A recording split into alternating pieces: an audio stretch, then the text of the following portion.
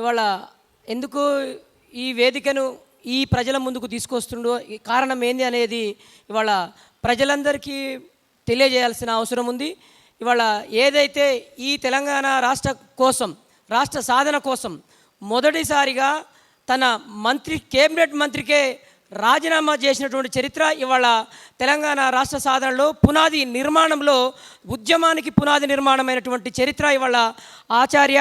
మరి కొండా లక్ష్మణ్ బాబుజీ గారికే అది పునాది నిర్మాణము. ఆయనకు మనమందరం ముక్తకంఠంతో ఇవాళ రాష్ట్రంలో ఈ రాష్ట్రం సాధన రావడానికి ఇవాళ ఆయన పునాది నిర్మాణంగా అవుపడతా ఉండు. కానీ ఇవాళ ఏంటంటే ఈ రాష్ట్రం మలిదశ ఉద్యమానికి కూడా కొండా లక్ష్మణ్ బాబుజీ గారి పునాది నిర్మాణము, తన జలదృశ్యాన్ని కూడా ఎవరు అండగా లేనటువంటి ఆ ఉద్యమానికి అండై మరి కొండగారు అండై ఇవాళ రాష్ట్ర సాధనకు ఆయన అండై ఆయన ఆఫీసు ఇల్లును కూడా ఇచ్చినటువంటి చరిత్ర ఇవాళ బాబుజీ గారికి మనకు దక్కిందనేది తెలుసు. కానీ ఇవాళ ఎవరైతే ఈ రాష్ట్రంలో ఈ సాధన ఉద్యమాల్లో పునాది నిర్మాణంగా ఉన్నటువంటి కొండా లక్ష్మణ్ బాబుజీ గారిని ప్రతిఫలాలు నీళ్లు నిధులకు ఇవాళ బలమైనటువంటి పోరాటం చేసినటువంటి చరిత్ర, బడుగు బలహీన వర్గాలు దళితులకు రాజకీయ చైతన్యంలో బలమైనటువంటి ఆలోచన విధానం కలిగినటువంటి చరిత్ర ఇవాళ కొండా లక్ష్మణ్ బాబుజీది. ఇంకా అదేవిధంగా ఇవాళ కొండా లక్ష్మణ్ బాబుజీ ఆ వయసులో కూడా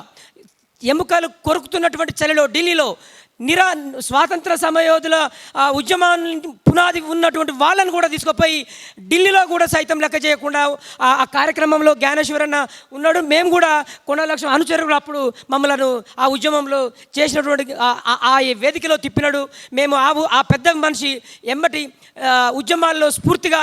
మేము తీసుకొని ఇవాళ రాజకీయాల్లో మాట్లాడుతున్నామంటే ఇవాళ సామాజిక తెలంగాణ కావాలని, ఇవాళ సామాజిక తెలంగాణలో సామాజిక న్యాయం రావాలనేది ఇవాళ కొండా లక్ష్మణ్ బాబుజీ గారు ఉంటే మరో పునాది ఉద్యమం నడిచి ఉండేది, దానికి బలమైనటువంటి రాజకీయ చైతన్యం వచ్చి ఉండేది. కానీ ఇవాళ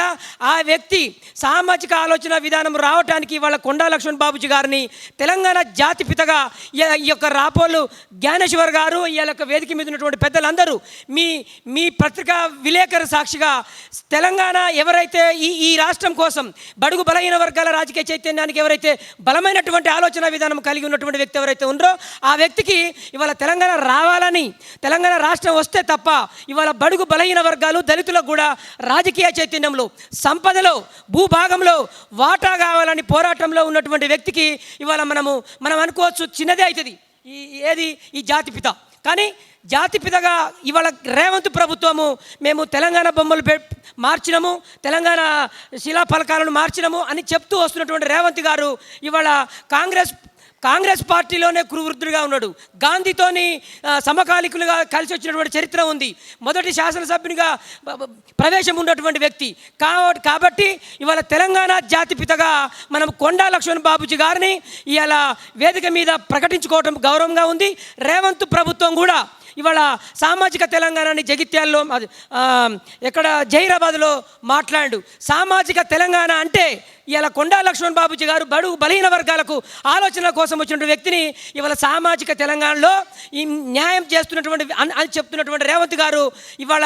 ఆ 2 వరకల్లా జూన్ 2 నాడు వరకల్లా గవర్నమెంట్ నిర్ణయం తీసుకొని తెలంగాణ జాతిపితగా ప్రకటిస్తాడని మేము ఈ వేదికగా కోరుకుంటూ దాంతోపాటు ఈయనకు పెద్ద మనిషి ఇప్పటి వ్యక్తి కాదు, పెద్దన్న, ఉద్యమాల పెద్దన్న, బడుగు బలహీన వర్గాల దళితుల కూడా రాజకీయ చైతన్యంలో అహర్నిశలు కృషి చేసినటువంటి వ్యక్తి కాబట్టి ఆయనకు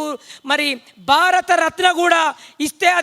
అది ఇవ్వాల్సిన అవసరం ఉంది. ముక్త కంఠంతో ఈ వేదికగా నేను ఈ అందరి గౌరవప్రదంగా మరి నేను ఈ చప్పట్ల ద్వారా తెలిపాలని చెప్తున్నా. ఎందుకు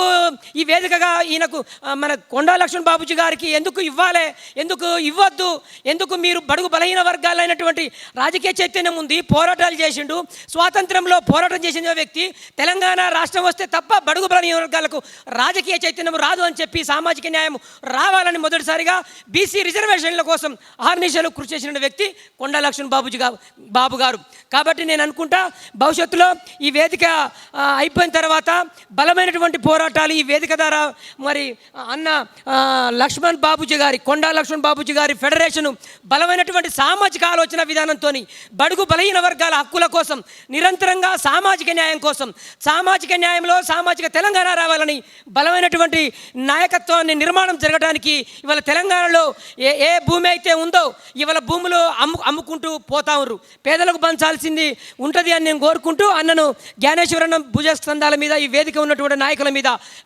సామాజిక తెలంగాణ ఆలోచనల కోసం ముందుకు ఈ పోరాటంలో బలమైన పాత్ర పోయిస్తారని కోరుకుంటూ మీ అందరికీ మనస్ఫూర్తిగా విజ్ఞప్తి చేస్తా ఉన్నా.